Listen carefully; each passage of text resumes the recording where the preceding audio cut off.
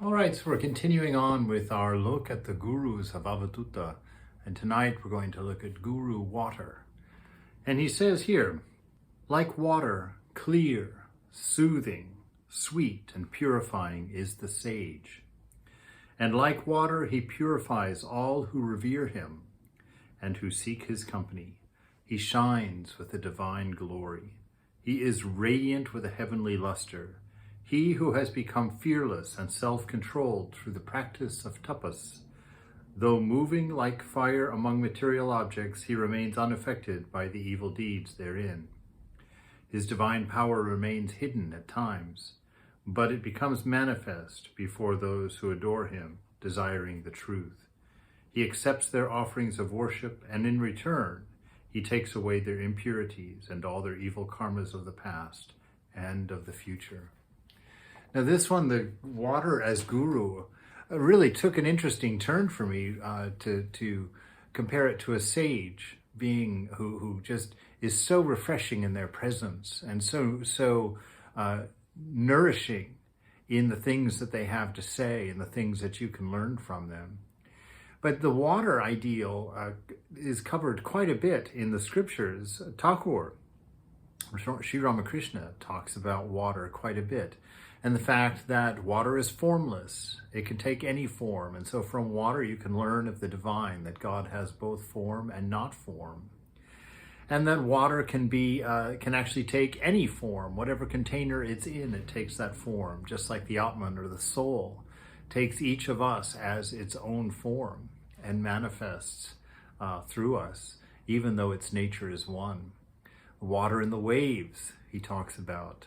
How the waves on the surface seem like they're independent. We even call them something different, a wave, and yet they are only water. And then when you go deep, deep in the water, the waves at the surface are non-existent. You don't feel their interruption anymore. You don't feel any of the disturbance that's on the surface. And this idea of water as purifying, you know, that water is always nurturing. When you take a glass of water, even though there's hardly any taste, it can be one of the most fulfilling things in the summer when you're super thirsty, or after working out in the lawn all day, mowing or something, to come in and take that glass of water.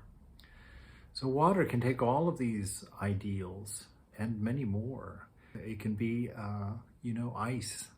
Like Ramakrishna says, that the devotee's love for God is like a cold temperature freezing the water, and that God freezes into a form. You know, if Jesus is your highest ideal, God freezes into the form of Jesus for you. If Buddha is your highest ideal, God freezes into the form of Buddha for you in the presence of your devotion for Buddha. Krishna, the same. If your love for Krishna is your highest ideal, then that devotion for Krishna freezes God into a Krishna-formed ice cube. And so water as a guru can teach so much and be so beautiful. As the waterfall in the Gospel of Sri Ramakrishna, he tells of that sage whose only practice for finding God was to stand in front of a waterfall all day long and again just praise God for what a beautiful thing he has created, how lovely. And his practice was to sit there and to see that waterfall again for the first time, over and over, and never grow tired of its beauty. And so through that, coming to his knowledge of the divine, that God realization. So Guru Water tonight, what can you learn?